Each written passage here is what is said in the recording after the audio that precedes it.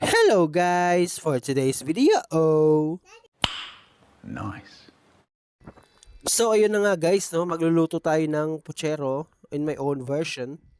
So ayun na nga guys, nagsaing na tayo. Yeah, boy.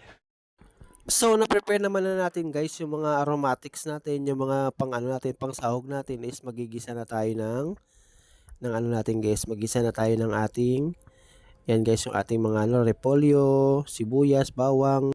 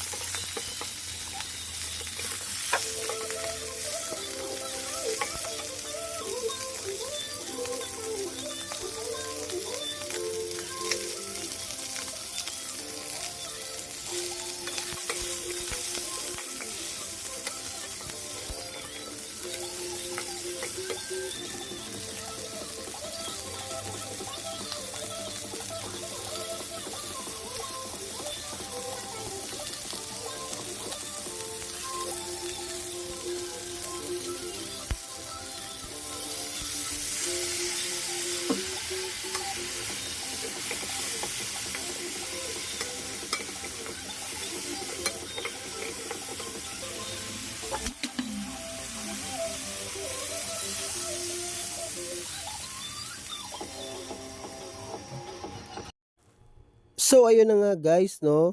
So after natin igisa yung mga baboy natin, ginawa natin golden brown, ginisa natin yung mga aromatics. Yan guys, lagyan natin yung tubig, yan na, kumukulo na siya. Yun na nga guys, no. Check natin yung ating niluluto.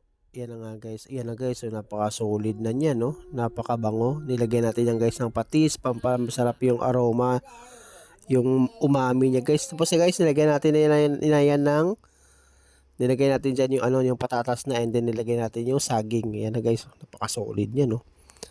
Yan na guys, kumukulo na siya. So ready na guys yung mga ano natin guys, sahog natin guys. Yan na guys, nilagay natin repolyo. Yan, napaka-solid niya. So almost finished na guys yung niluluto natin, no. Antayin na lang natin na medyo maluto pa yung mga iba nating nilagay na mga ano, mga gulay. So yun na nga guys, no, almost finished na tayo. Nilagay na natin guys sa siling haba. Tinikman na rin natin guys kung okay na yung timpla, is all goods na. So ayun na nga guys, if you like this video, subscribe, like, comment, and share. Thank you, ingats!